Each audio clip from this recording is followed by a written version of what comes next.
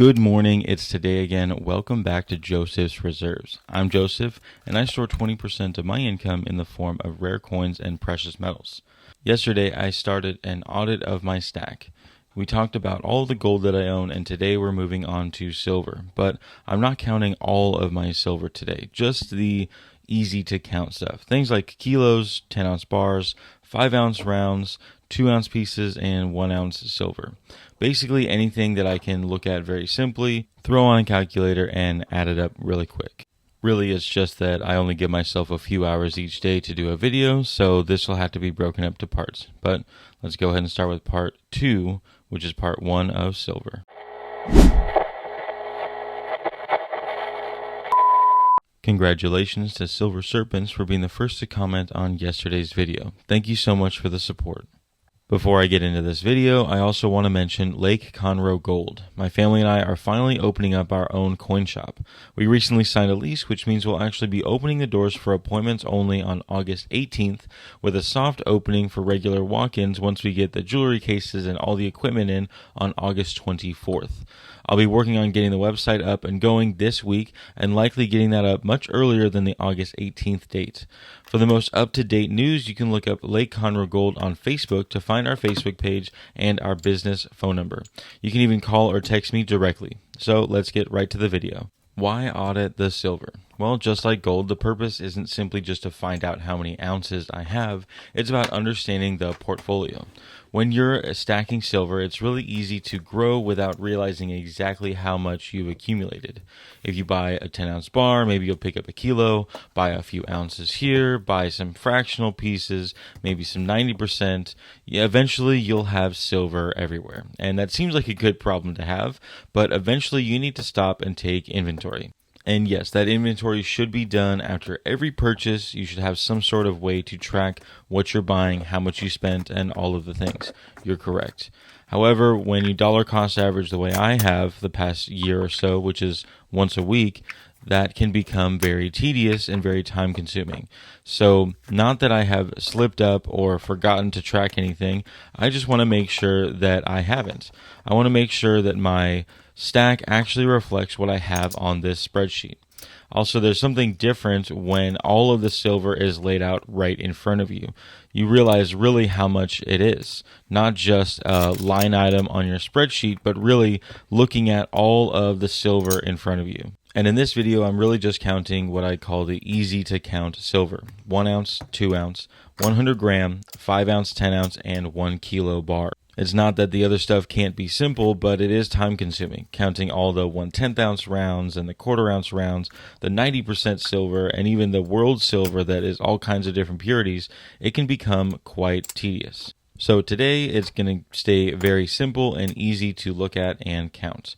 Pretty much I have these tubes full of 20 ounces, and some of them you can squeeze a few extra ounces in, and if that is the case, I will go ahead and throw the extra above 20 ounces on top. This will help me keep it very simple and easy to count, and will keep the process very smooth. And you'll see by the end of this video, even that process can become a little bit challenging to maintain without the proper storage containers. So overall, what is the point of this audit? It's not just to say, hey, I have this much silver and this much gold. It's really to look at the entire portfolio as a whole and understand which percentage I have in silver, what percentage I have in gold, how much is in numismatics, what do I have in platinum, and so on. Once I understand the entire portfolio, I'll have a better understanding of my position. And this is where silver becomes very interesting for my strategy. If you watched part 1, you know that I don't look at gold and silver as identical assets. They have different jobs in my portfolio. Gold for me is the foundation, a very stable asset. Silver is more tactical. Silver is generally more volatile than gold, and that means that it can move more aggressively in both directions. That's one of the reasons I want to keep track of exactly how much silver I have. Because if silver has a major move, the percentage of my portfolio represented by silver can change very quickly. And remember, I don't want to make decisions based on individual purchases. I want to make decisions based on my entire portfolio. That's why the audit is necessary. I can look at my gold, I can look at my silver, and eventually I look at everything all together. Then I decide where my next dollars should go. And that's why I do an audit every few months instead of every year or every 5 years like I've seen some other people talk about. I want to make sure that I'm staying on track and staying aligned with my initial goals. Let's say after an audit, I feel very low in silver, so I want to spend the next few months buying silver. But what about in the same time period, silver has a massive run-up? Now silver is a much larger piece of my portfolio than it was in the last audit, and I can change my mindset to either trade some of that silver into gold or start buying more gold rather than silver. If I spend too long between audits, the change in price could eventually lead me down a direction that I don't want to be. I don't want to be overly concentrated in one metal or the other. In addition, I could miss out on opportunities for trades or gold to silver ratio swaps that might benefit me later. And really, it's not that each one of these audits require a massive rebalancing. I don't need to look at this and say, oh wow, I'm really low in silver, let's go ahead and sell 3 to 4 ounces of gold to make sure that happens. Really, if I feel low in either direction, I could just choose to only buy the metal that is low for a certain time period.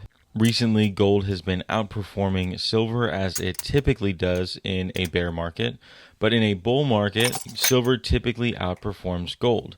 So if you're like me and you believe that this bear market is about to flip over into a bull market, which really this is just a consolidation within a much larger bull market, then you can understand why I've been leaning a little more towards buying and accumulating more silver at the moment.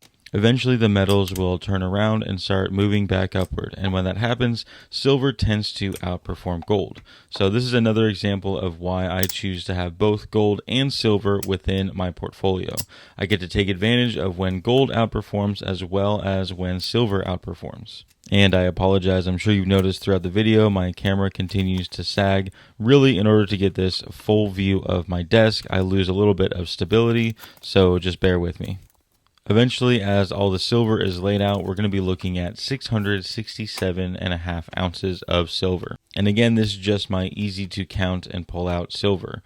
I do also have a bunch of proof eagles in the box, some date runs in some books, the 90% silver and world silver. All of that stuff takes a lot more time and effort to count and add up. But so far, 667.5 ounces is where we are in the count.